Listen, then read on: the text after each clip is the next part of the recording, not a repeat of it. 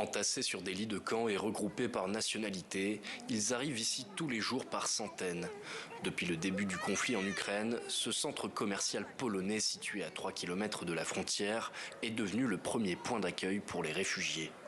La plupart attendent un bus, d'autres d'être rejoints par un proche, comme cette dame de 60 ans. J'ai été aidée par des membres de ma congrégation baptiste pour fuir le danger. Je suis partie avec plusieurs amis, dont des familles avec enfants, et nous avons réussi à passer aujourd'hui. Maintenant, j'attends qu'on vienne me chercher.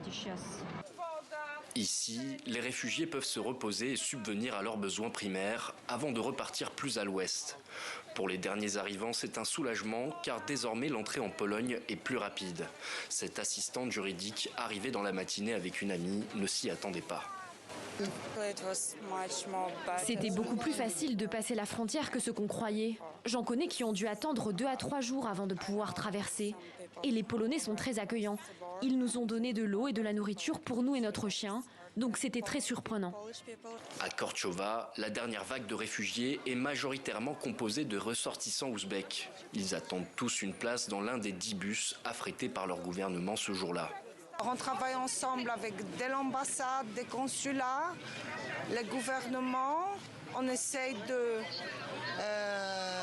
trouver le moyen de communication pour les faire envoyer à leur maison ou à leur point final de destination. Selon les autorités polonaises, ils sont déjà plus de 30 000 réfugiés à avoir transité par ce point de passage depuis le début de la guerre en Ukraine.